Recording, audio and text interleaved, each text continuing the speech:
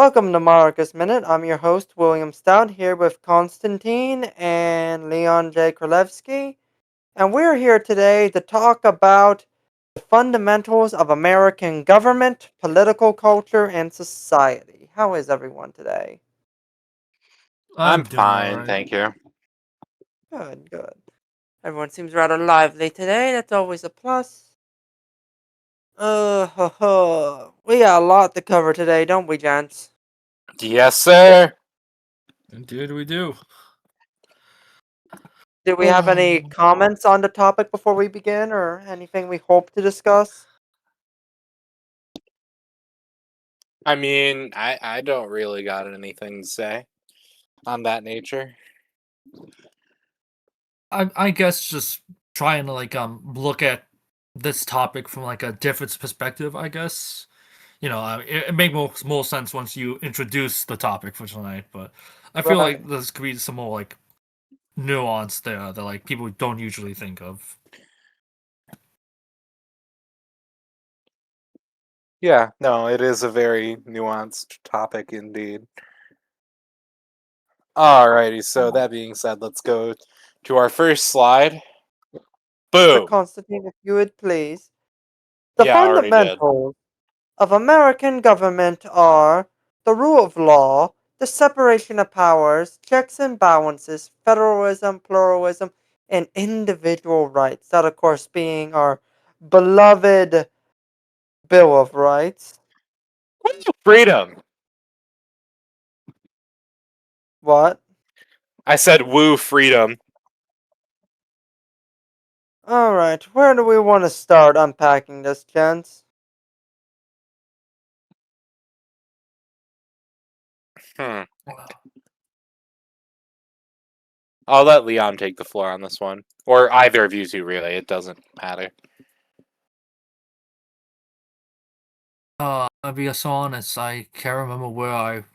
Well, I remember that this first came to my mind because of the separations of powers and my disdain for it because of how we have it kind of how we have it so rigidly set up in this country.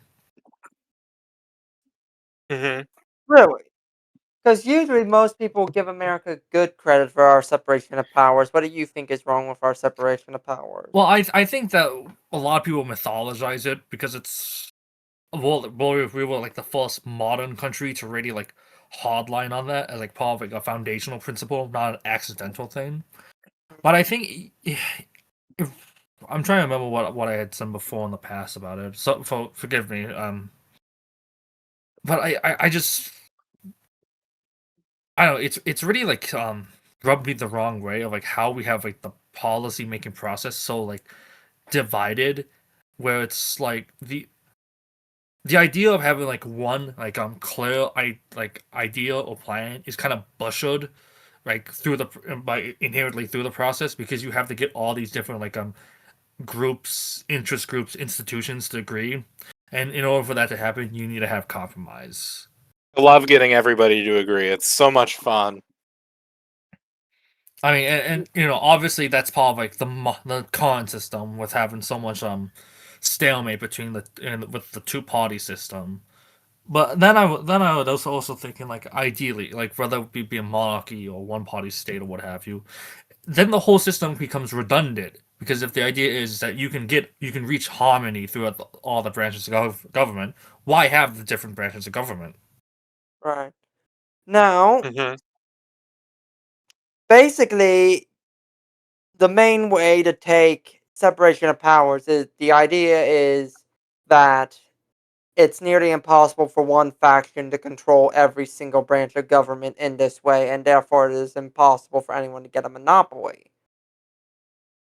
Which is good in theory if you want to keep a one party state from happening, if you want to keep a dictator from rising and power to being consolidated in one person. But the part that I don't think the founding fathers were really anticipating was all of our leadership in our country becoming petty children and then just refusing not to work together. Mm-hmm. It really A wise man once said there is wisdom in having an ineffective government. Well, such wise man never had to live through having ineffective government where nothing ever gets done. Yeah. No, he did not. I'll be honest with you. I lost maybe 10 or 15 seconds of when you originally started talking. My screen just did the loading buffering. Basically, Nice. all I said is the system makes sense in a multi-factional system because it keeps any one faction from controlling all the parts. But the person who probably thought of that wasn't considering that all the factions would just genuinely stop working together instead of being forced to open a compromise. Yeah. Okay. Like, I'm trying to look at this from two perspectives, and this goes to like the whole episode. It's like one is that like from a very kind of like obviously a monarchist kind of like perspective on it, and then also from like a general kind of I don't know if whether to say like human or like historical. I can't I can't think of a label for the second one, but just like general issues I have, and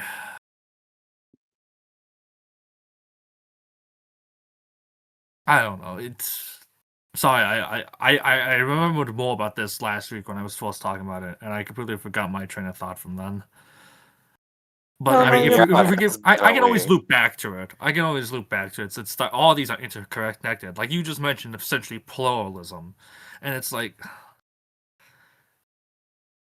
it's good to have like the government like be representative of interests, especially minority interests. Minority as in like any, not the majority, not just like the minority ethnic groups, because some people can't separate the two. But Right. to constantly have the system where you can't get anything done because there's just so much infighting.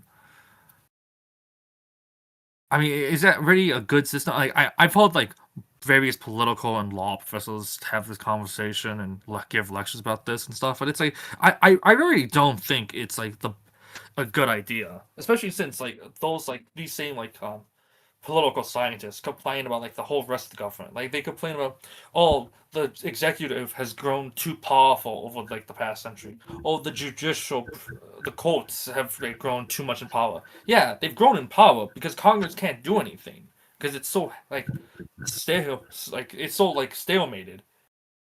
Because this idea obviously where you can, something okay, obviously something's been occurring to necessitate these branches to grow in power. yeah, what do you mean by that? I mean, like, for example, a lot of people credit the FDR presidency for empowering the office of the president. What I'm saying is things have been happening in our country, in our government, that has necessitated the need for these branches to expand powers. Like the Supreme Court keeps expanding its powers because the Supreme Court is basically tasked with solving every debate that Yeah, Congress yeah, can't. because Congress doesn't want to solve these issues. God That's part of the bless problem. FDR. No, And the presidency is gaining power to basically act by decree through executive order because Congress can't move fast enough. So obviously, so what I'm saying is the circumstances of government is necessitating the gradual erosion of the separation of powers because the realities of government do not reflect a system that can be permitted to take too long to actually accomplish anything. true, Hmm. true. I also remember like one of my big things and one of my big issues is like the contradiction in Congress almost that it's so like it's such like a centralization of power, but because of like what Congress inherently is, a group of 535 people, it's also decentralized at the same time. Where essentially you have all this power concentrated, but it can't do anything because there's so many people you need to like who needs to agree on any one decision. And like Hmm. if you, yeah, and I think that I think that's one of like the major like pillars or crux as to why this whole thing is failing because it's just obviously the U.S. has changed and expanded stuff since we first got the Constitution, and I'll just say it. It's I'm not gonna treat this thing like it's like holier than thou and stuff. It With how big we've gotten, it makes more sense to like disperse the powers of Congress and give it to like maybe the states and the local governments, and maybe even some of it formally to the executive and the judiciary and even the bureaucracy, because it's Congress is irrelevant as it is, and I think it's just floating down the whole system. If slash when we ever get a monarchy, I think Congress just needs to have its power like just cut. Not gonna say Yeah, how much, but it needs to be cut. Period. yeah, I agree. Congress shouldn't be as powerful as it is, especially when it does absolutely nothing with that power whatsoever. Right. I think Congress needs to be more compartmentalized. Like, Would I agree think with I've that said this statement. before, but like it makes no sense that the Senate and the House of Representatives have the exact same duties and do the exact same things. That kind of defeats the purpose of having two houses. What we should do, therefore, is compartmentalize what issues the House is allowed to legislate on and what issues the Senate is allowed to legislate on. Well, they have almost the exact same powers. Obviously, the Senate Right. has just like an additional one by approving all of like all the president's appointments to like the Foreign Service, the Supreme Court, the cabinet. But I mean, you say it cancels itself out. Like I'm sorry, I forgot what you just said exactly, like verbatim. But it's like I was the basically no no saying no no that no. it's the redundant. The That's right. redundance, thank you. But like the argument was, and you can point to like the same booklet you pulled out the like your explanation for the separation of powers. It's for the two houses of Congress, and it's supposed to make sure to make sure that there's no tyranny from like one end or something, and so that within Congress is as conflicted as between the relationship between the three branches of government. I mean, it's the exact same logic. I personally think like I agree with your compartmentalization argument. Congress is so big and vague and powerful that it doesn't. I don't know. I'm sure I'm stumbling over my words, but it's like if Congress has the committees that they assign to themselves, whether it's about agriculture, the budget, homeland security. There's like 15 or 20 of them. I can't remember them all by name, but they attempt to like specialize themselves. But even then, it's like a lot of that is like some of them are all there because they are actual specialists in like labor, for example. But some of them are all there as like just because it's like we need to put you somewhere, whether as a political appointment or just to fill out the numbers. And this is all part of how the founders kind of left the Congress to like figure itself out. And I think it's foolish. Perhaps I one of the ways we could solve this is giving the cabinet the power to make the congressional committees based off of issues. What do you mean by that? Hmm. Like, say, if we're legislating on matters of transportation and infrastructure related to transportation, whoever is in charge of the Department of Transportation gets to pick who they want on the committee for this legislation. I can Does kind that of make see sense? that. Like, obviously, there'd be the obvious argument that's like, oh, well, then the cabinet members are just gonna like choose their own loyalists to like rubber stamp everything. But like, Right. it definitely could be helpful. It could be like a step in the right direction. Oh yeah, I don't I know. forgot about this complaint about Congress. I just feel like maybe the cabinet members should be more involved in the legislation process, or Kind of like the parliamentarian system.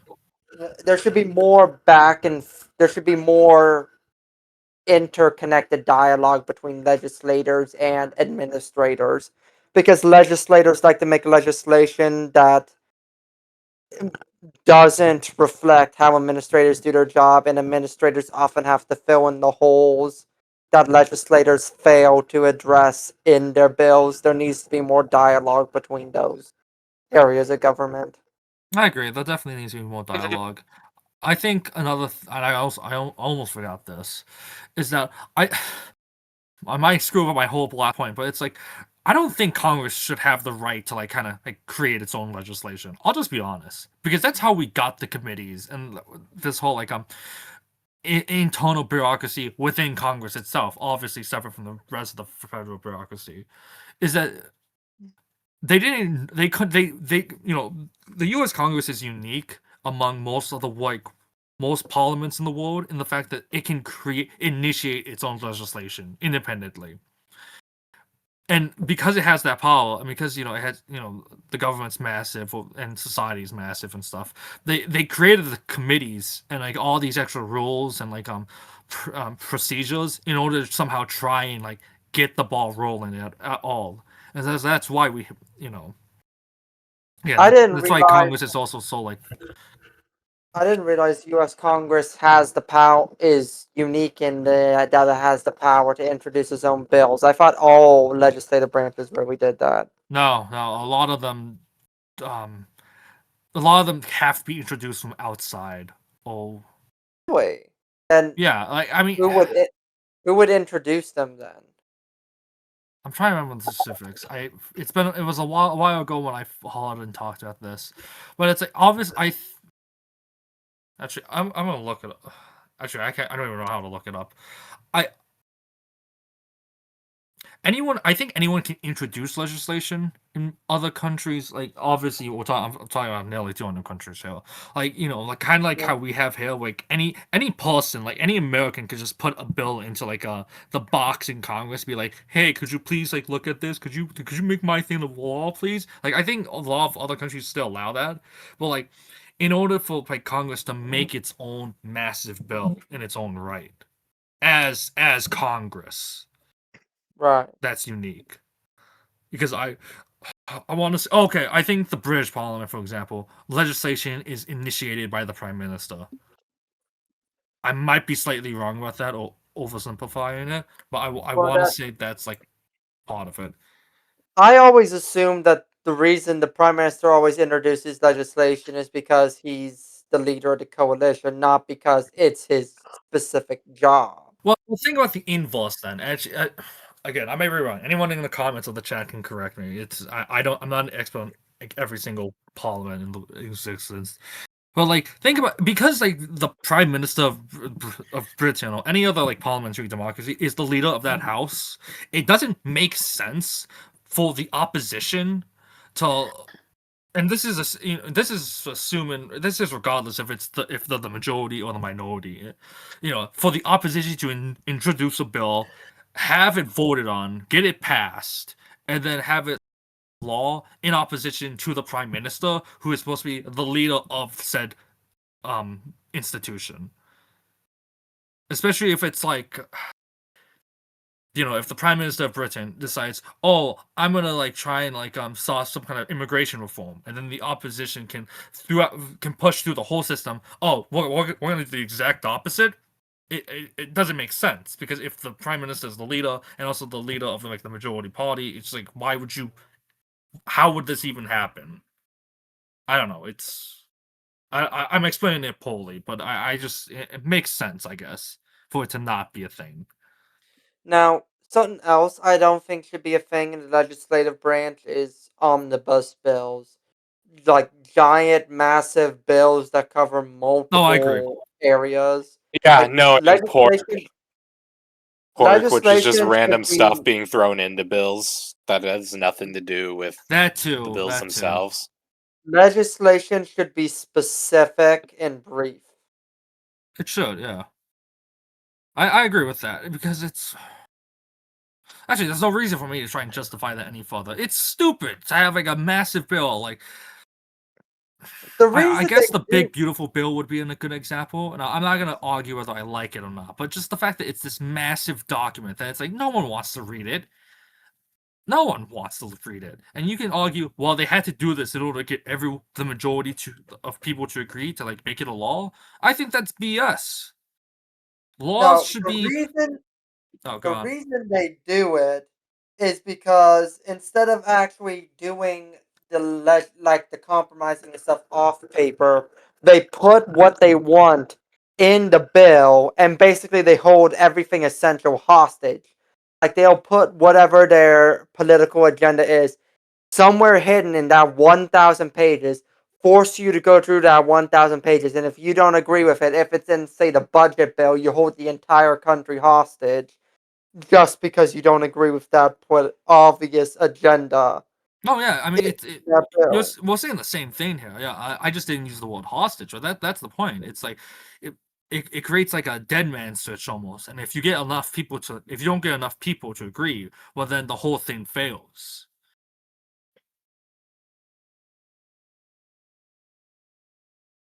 It's really a stupid issue. It's really a stupid thing that does nothing but actively impedes American government. It's politics. It's dirty politics. But I Mm-hmm. agree. Bills should be precise. They should be brief. I mean, at this point, again, if we have like bills that are like 2,000 pages long or something, I mean, no wonder everyone wants AI to like do like write essays for them or whatever, because no one has the time for that kind of stuff. And even if you like control F to try and find like this like certain section, like again, like, let's say if we're talking about like budgets for like emergency disaster relief, I mean it's still like these massive portions and stuff. Yeah, It's and that brings me to another thing. There should be less legal jargon in legislation because it needs to be able to be read and comprehended by the common folk. I agree. It And should. I agree with that. Hmm. the reason they It put very so much much should be. the reason they put so much legal jargon is the same reason of so many problems in the US government, and that is American government was not created by soldiers like everyone says it was. No, it was created by a bunch of lawyers, and the entire system was designed for lawyers who do nothing but basically play the legal game with each other. What the hell said our government was made by soldiers? For everyone, it's more so the whole adage of more presidents have been soldiers than everyone else. I. That's not true to begin with. Yeah, I it don't know was who's mainly. saying these things.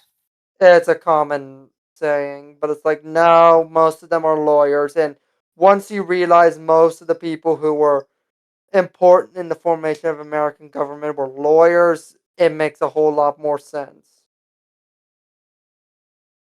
That I. Because That's why like I remember like a few years back in one of my law classes hearing about this, but it's like the American government was made like for in the advantage of like three groups of people: the lawyers, the businessmen, and I forget the third one.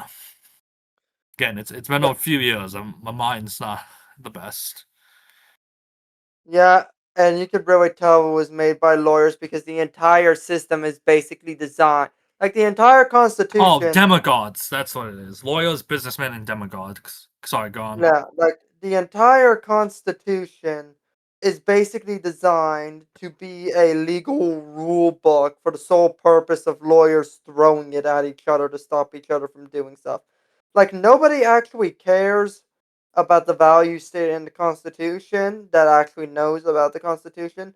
The whole point of the Constitution is that the minority gets to throw it at the majority when the majority does something they don't like. It is specifically there to be a legal stumbling block. That's what a Do, lot of people don't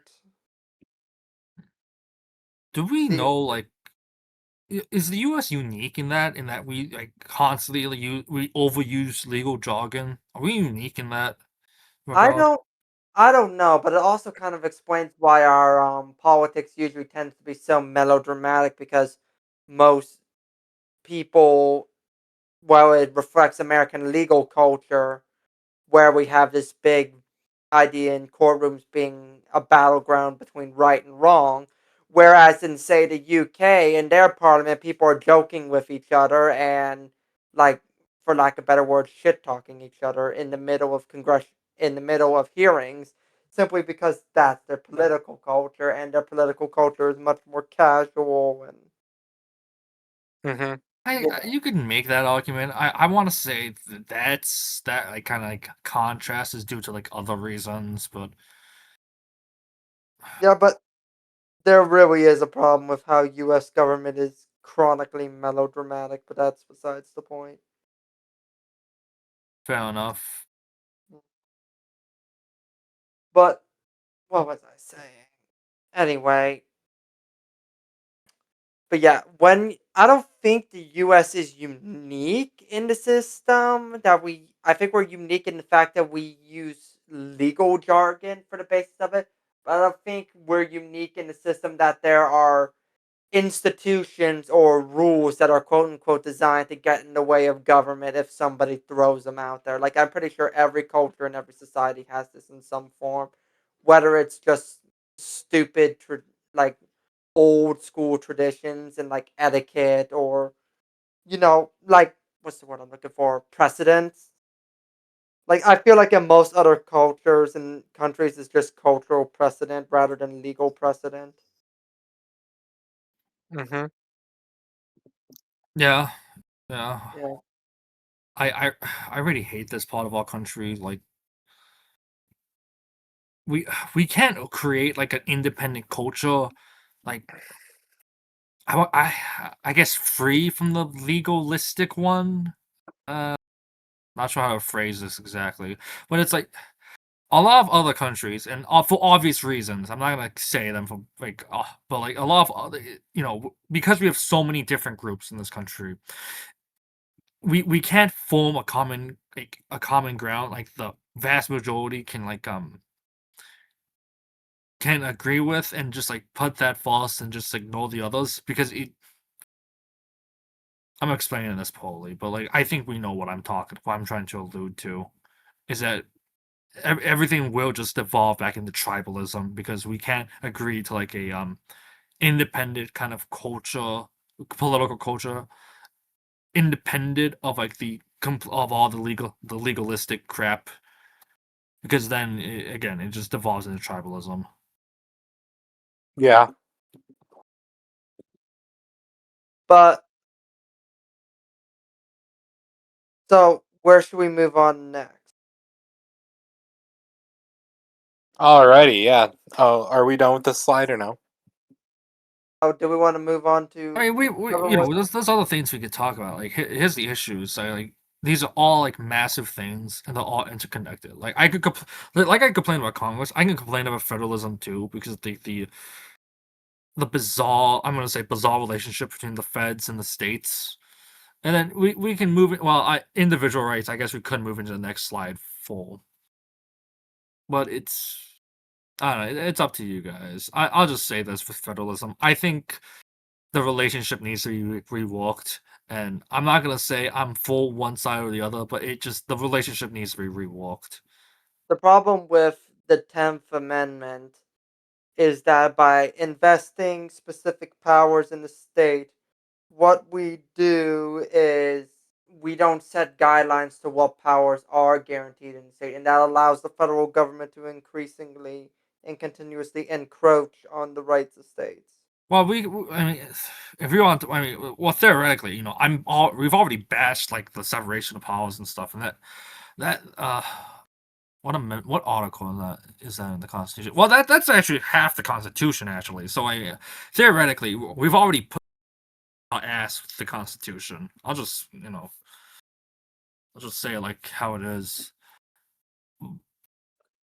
But there's definitely things the feds should have, like preeminence over, and and things the states should have preeminence over. But like how it is now, where it's like, well, as long as it's like obviously the military and like the courts. I'm sorry. Well, yeah, the courts are like like the prerogative of the feds, and then it's like, we'll figure out everything out later through negotiation. It's a poor setup. I also think that it creates but no, I'll say it. I'm very much like skeptical of the states' rights arguments. Not because I want like federal tyranny, but because it's like these arguments really devolve into just having such instead of like one all-powerful federal government, it's like essentially 50 mini versions of that because you're still like putting the state governments and you're usurping the power of like local government. Yeah. You have the states as a middleman between like the feds and the locals in such a way. Yeah, there definitely needs to be more effort taken to draw clear lines between the jurisdiction of state and federal government. Right. Yeah, and this again, I'm sorry, I'm blanking. I don't know how to say it, how to like word this. So I definitely would say like in my ideal world, we would get rid of the states, not because again I want all powerful federal government, but so that we can focus more on local areas. Like we've all live in I don't want to say big states, but very diverse states. In like those you have very rural areas, highly urbanized areas, um, different yeah, okay, different like demographic groups and stuff. And it's like having them Uh, all clustered together in the states and then assuming, well, because we are a state, we are arbitrary lines on the map that we can all like somehow work together and find compromise better than you know have than like how it is on the federal level because mhm. it's stupid because all yeah you've changed how magnified it is but you didn't change anything else. They're still the same I conflict issues. I've thought before in the past that a good idea is that we need another intermediary group between federal and state governments where different regional governments exist, where states that exist in the same region get together and work on common issues. Like imagine if all the states in the Great Basin in the Southwest had their own like regional government that wasn't the federal government where they could sit down together and talk about water rights and stuff and water issues. Hmm. No, I know what you mean. Like I Yeah. my like with how Rome coded my brain is I am thinking of like the diocese under like Diocletian and Constantine. And it's like you had like essentially you clustering up like smaller provinces into like the Right. diocese into like some into like larger like kind of Right. No, coordination. no. Exactly. Makes a And difference. these entities wouldn't have representation in the federal government. They would exist solely for the purpose of helping states to cooperate among states in the region. Hmm. But that could definitely be something helpful, and it could help us to use my example in the West. It would definitely help, say, the states out west where there's less water talk about issues about jurisdiction of water rights and stuff because I know that's a huge, huge issue of jurisdiction out there.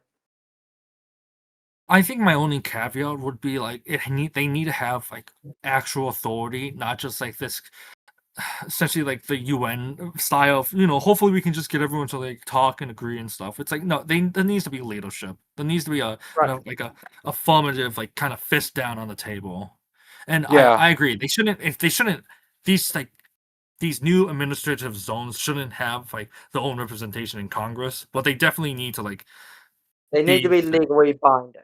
legally binding, yeah, and there should be coordination with the feds. Simply because, we're talking about, just the size and scope of these, like, things.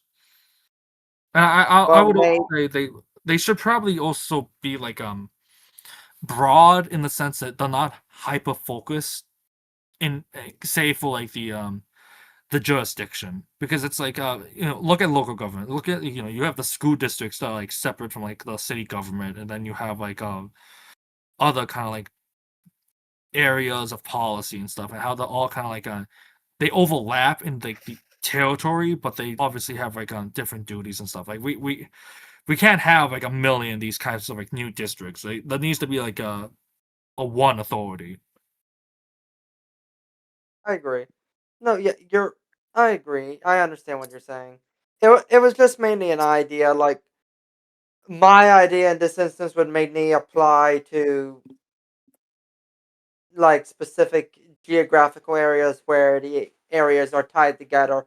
Like for the Southwest, it'd be based around the Colorado River, of course, being the primary water source. Say the Pacific Northwest would be based around the Columbia River, etc., etc. Yeah. I mean, yeah. I get that. I'm just saying, like, for other issues too, not just water.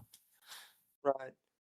And I also, Anyway, before we move on, I just remembered this. And I'm trying to relate this back to like what we first talked about, is with the separation of powers.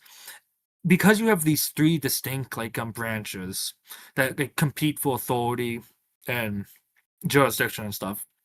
What we've ended up creating, and this is a reality thing, obviously, that they don't say verbatim in like high school political classes, but we have a fourth branch of government, i.e., the bureaucracy, because the president is not allowed to micromanage the bureaucracy, let alone have the ability to do that because of how big it is. But Congress is also inefficient to try and like kind of like intervene and hold it responsible in a lot of ways, and the same kind of goes to the courts. I want it's the courts would be somewhere between the two and like the other two with how much influence they have in the bureaucracy. But the bureaucracy is this massive, powerful thing.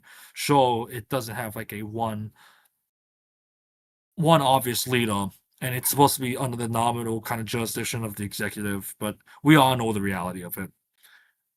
The bureaucrats are unelected. They have a lot of power to like for like rules and procedures and stuff that the president and Congress don't think about or can't touch or whatever. Right. And so, if we want to hold the bureaucracy more accountable, we need new ways to do it. We can't just have like Congress or the president issues like Should I move to the branches of government slide? Oh, did you make a branch as a government I slide? I forget. did. I did. Oh, my I bad. just noticed the bureaucracy being mentioned a lot, and I was like, okay, yeah, let's just move her over. No, yeah, and then we can move back for the other ones later. Mm-hmm. But I don't know. I guess that's like my main issue for the most part. Like a lot of people would disagree, and I'm not gonna say it was perfect, but like I agreed with the spirit of like Doge, not necessarily like every decision it made, but the spirit of it. I mean, how else are you? Not how? No, yeah, how else? I mean, again, bureaucracy is massive, millions of employees, and they're doing God knows what. Not gonna call them all bad or anything. I would never dare to make such a blanket statement. But there's a lot of things that could be changed.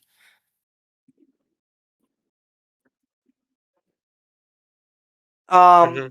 since it was mentioned in the last slide, did we want to touch on pluralism at all, or do we want to just move on? I had kind of mentioned pluralism, like what was it with like the parties in Congress and like the tribalism. I mean, if you guys want to talk about it more, we can.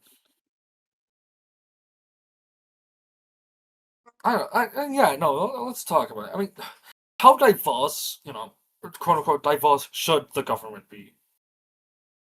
Like, I don't think it should be exclusively like for any one group, but there needs to be like a clear like kind of like a clear vision, clear strategy, and like a way to execute it. And I mean, we can make. I I'm stumbling over I my don't stuff. You guys gotta like intervene here.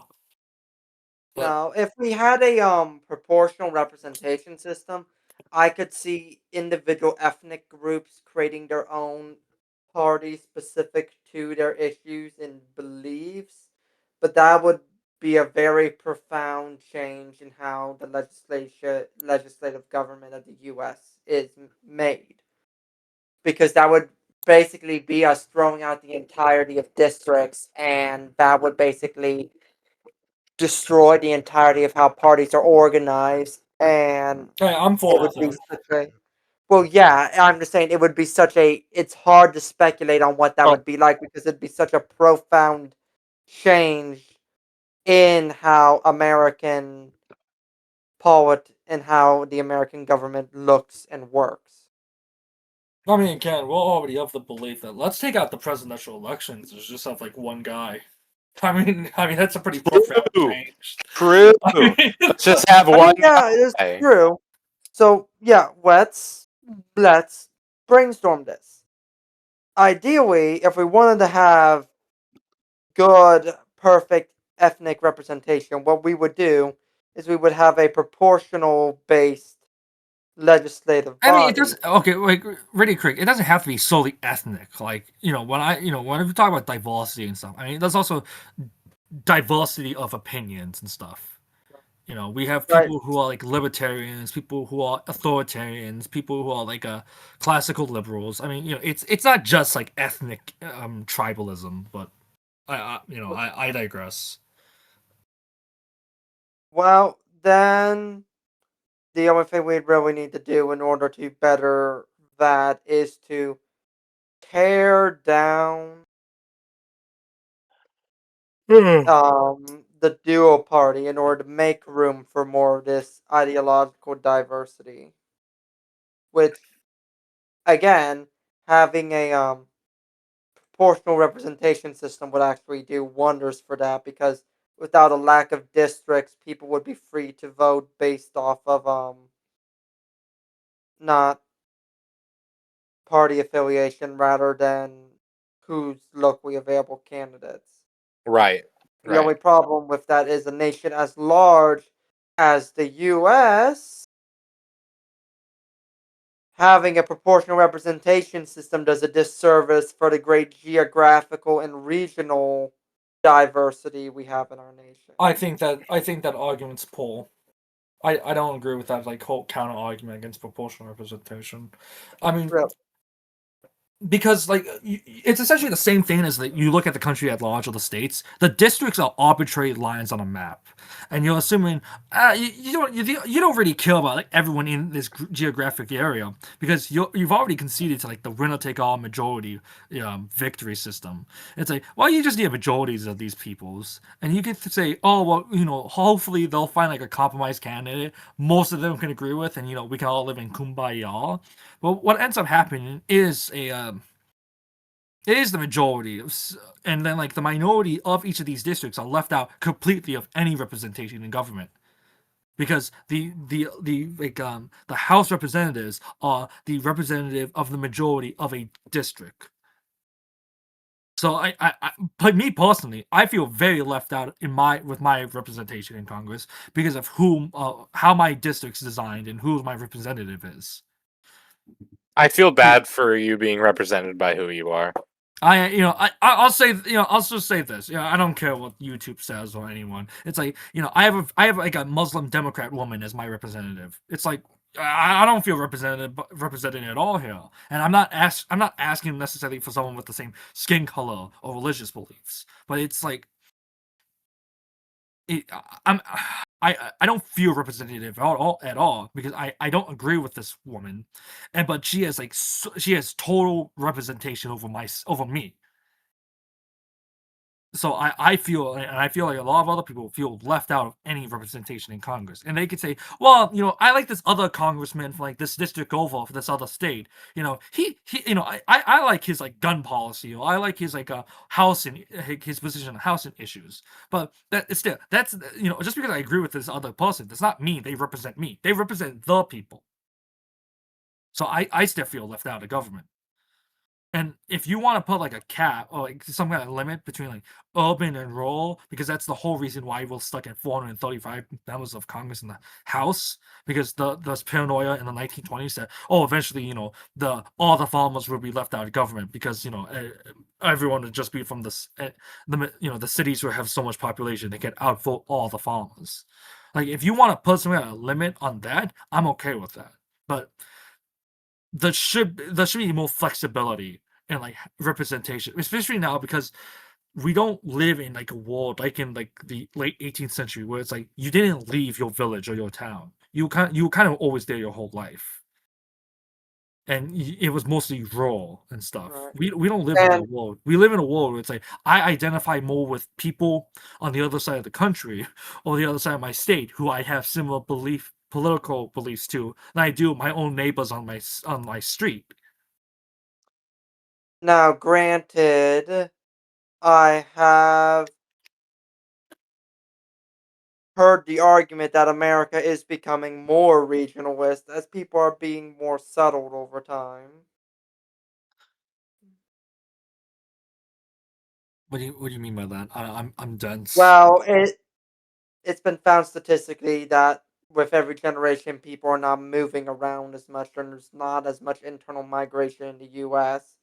as there's been. People are more likely today to stay in the same town or same general area they were born than they ever were. So what I'm saying is there is a growing idea that regionalism might be growing in the U.S. because people are being more settled in the areas they were born. I don't know about that. Like, there's a lot. We're still in a very migratory phase right now. Migratory in the sense that people move around for jobs rather than the jobs come to them, or because just because of how like global the economy is and stuff. But again, it's like we fall back into this issue then with the districts. It's no, I should say sorry. Let me rephrase this. We have local government in order to solve local issues. Again, like with the potholes, or because of where we're gonna build the new school, the new like public school. I don't know, something more local like that. In terms with the federal government being the national government and Congress being representative of the entire nation, shouldn't like representation be more in line with that kind of thinking? If I local issues aside, it's like if I want representation on the federal level, I'm gonna think like nationally. I'm gonna be nationally minded, not like locally minded. I can get along with my neighbors probably. We can find a compromise on issue about like the potholes because the potholes in Michigan are terrible. But that's not my thinking when I'm thinking about Congress. I'm thinking about the national government. At that point, I'm thinking about war. I'm thinking about maybe the I don't know, Social Security, more nationally national issues. Well, I get what you're saying, but Hmm. then we could theoretically make the argument, is the average person even capable of making an informed decision about national issues in order to deserve representation? Granted, that's probably a conversation for another time. You have any thoughts on this, Constantine? I do not. I have a question. Why did you spell favorite on the slide like the British way of spelling favorite? I mean, why not? Because it's Constantine British. revealed to be English. He be British. British. Ew. Ew. He's a Canadian subversive. Yeah, We gotta get rid of him. whatever. Gotta punch him. Oh no. Anyway. Okay, anyway, move on. Let's get back on topic before we get too sidetracked. All right. Um, what Do we else do want we to want to go to cover? the previous slide then? The Yeah, you rights. can finish off with this then. Yeah. So, my big gripe with the first 10 amendments, the Bill of Rights, is not the Bill of Rights itself, is that they have been changed, reinterpreted, interpreted, and such over and over again to the point where what they mean and what they cover has been completely derailed. Like, especially with the Second Amendment, because what the Second Amendment means and what exactly it covers has been so incredibly, what's the word I'm looking for, bastardized or Changed. yeah, changed. Like the entire point of bearing arms, if we go back to the original cultural roots of gun ownership in America, was that the British encouraged civilian gun ownership and organizing militias because it meant they didn't have to spend money keeping a standing army in the Americas. That's where this whole idea of organized militia and right to bear arms comes from. It's not just personal self defense, it's communal self defense. It's an not just a right to defend yourself, but an obligation to defend your community. But that is something we've lost touch with. That is, today, gun ownership is seen almost entirely in the context of personal defense and or hunting, and that has become the main root of the debate whether or not personal individuals deserve the right to own guns, because we've lost that sense of communal responsibility when it comes to gun ownership.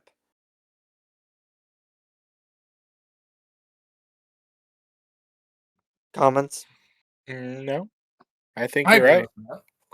I remember we had talked about this earlier, and it was I had said it was my first time hearing that argument, and I agree with that. I mean, I love just randomly shooting off guns like the next guy, but it does make more sense with the context, and I find it very ironic that if you can make the argument that that is like an originalist interpretation of the Constitution, and yet the originalists in politics in like the legal system won't make that argument because it's detrimental to them.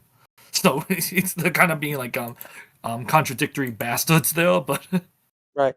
And in this case, I think the Second Amendment becoming a more personal right rather than a communal responsibility actually hurts the Second Amendment, because we can argue whether or not someone is actually worthy of having the privilege of owning guns.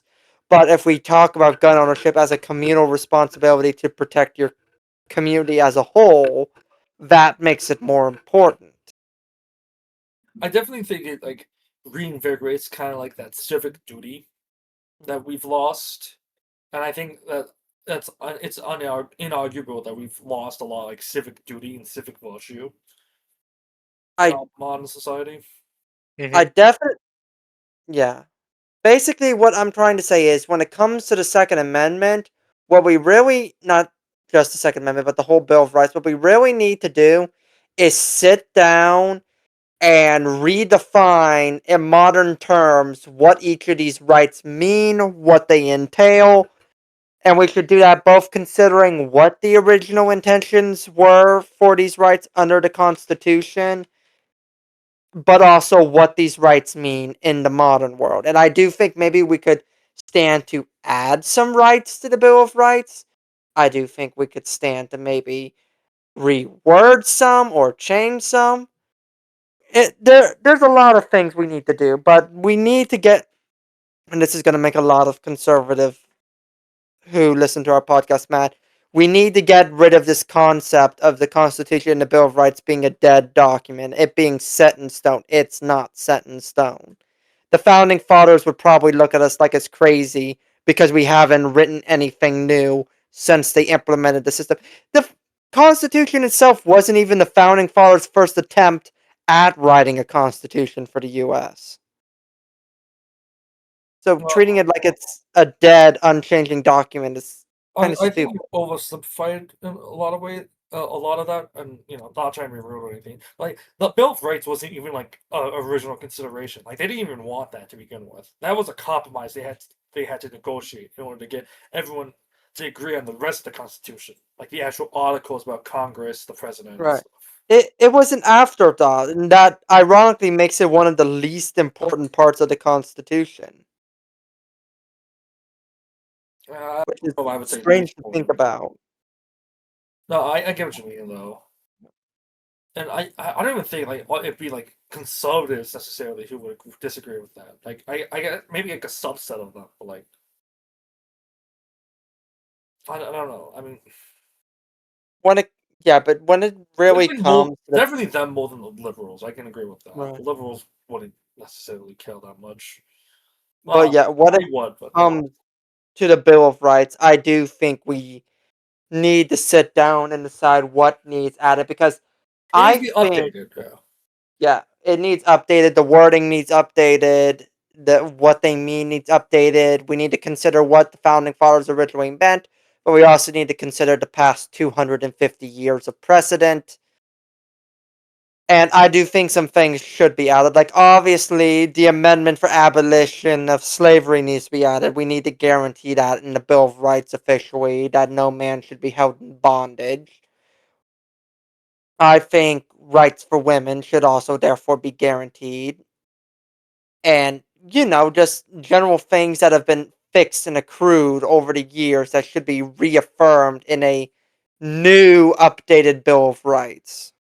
I'm yeah, I definitely agree with updating, especially with like I'm trying to remember what law they is it the 18th and 20th? No, the two prohibition amendments. I can't remember them by the exact numbers. I think Right. the 18th and the 21st, maybe. I can't remember. I'm not gonna get hung up on Mhm. that. But like, we definitely could take that out because that was a humiliation. We could That was a definitely fluke. physically remove the 3/5 compromise from the Constitution. I mean, yeah, we struck it out. But it's like you look onto the Constitution and you Google the Constitution now, and they literally like black that section out. But like, we can remove that and stuff. Right. Right.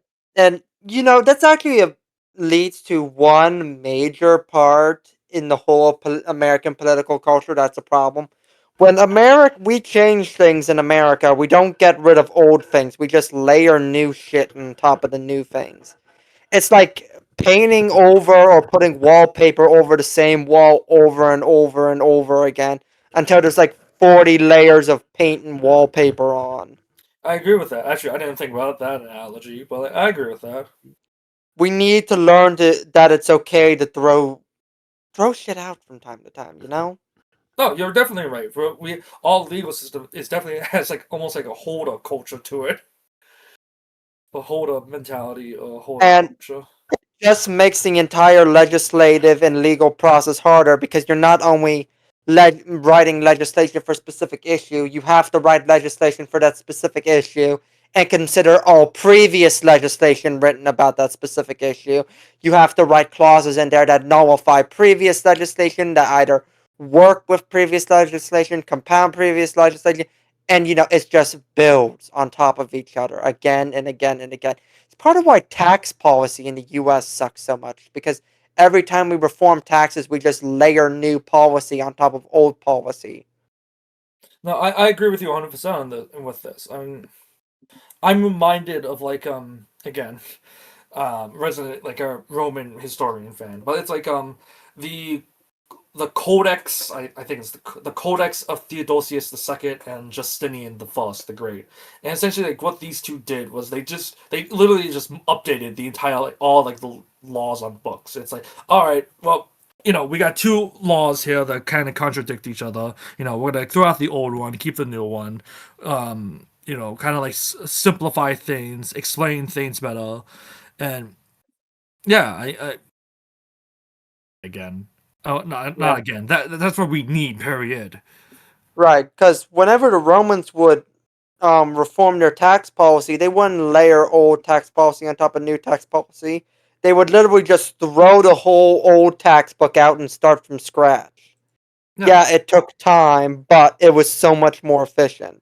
yeah. I hate this argument too, where it's like people will say, "Oh, we can't do something whole new. We don't know what to do." It's like, yeah, you learn how to do it, and then you simplify it so that the next generation can learn easily without you throwing like a million different things at them that Which conflict with each other. Which is why I always had a bittersweet opinion of Doge, the Department of Government Efficiency, because while I'm not one of those libertarian idiots that thinks that government agencies should just be thrown out for the sake of being thrown out, I like the idea of Doge for the simple fact of, for the first time in American history, we were actually throwing things out and wiping the slate clean. And Yeah, I really do think we need to do that more often. we do. If we want to downsize government, like, well, then a good way to do it is to get rid of all the old laws that are either like Yeah. canceled out by more recent Yeah. laws, or that just And just yeah, instead of crap. I do this all the time at work when I'm scheduling. Instead of trying to organize my schedules and build everything on top of what I already have, I throw everything out and I just start from scratch because it's easier for me Yeah, sometimes to it is work just easier. with the clean slate than try and figure out how to organize everything based off of what I already have. I agree. I So, yeah, sometimes it is just easier. Mm.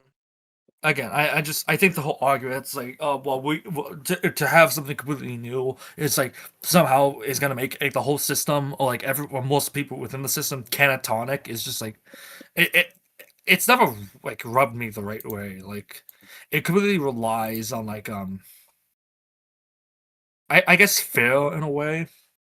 The fear that, oh well, if we adopt something completely new, or we get rid of all the old stuff, that like people just won't know what to do with themselves. And it's like the only people who we should be thinking about there in this regard are like bureaucrats. So like you know, bureaucrats in the 70s or whatever, who have always done something a certain way, no matter how like bizarre or um redundant it is, who just won't be able to cope with a more streamlined system. Hmm. Hmm. All right. Well, do we want to wrap it up then? Yeah, let's do it. All right. Please bow your head and join me in prayer. In the name of the Father, Son, and the Holy Spirit. Our Father, who art in heaven, hallowed be thy name. Thy kingdom come, thy will be done, on earth as it is in heaven. Give us this day our daily bread, and forgive us of our trespasses, as we forgive those who trespass against us. And lead us not into temptation, but deliver us from evil. Amen. Heavenly Father, thank you for bringing us here today, and I pray that you keep us safe until we meet each other again. In Jesus' name we pray. Amen. Thank you all for joining us this week on Monarchist Minute. We hope to see you again, same time, same place. If you're listening to this on YouTube, hit like, comment, subscribe, share with your friends. If you're listening to this on Spotify, Apple Podcasts, whatever, hit whatever the notification bell is so you get updates on when the podcast releases again. If you're listening to this on Substack, make sure to subscribe to our Substack so you can keep not only getting podcasts, but also our articles when they come out.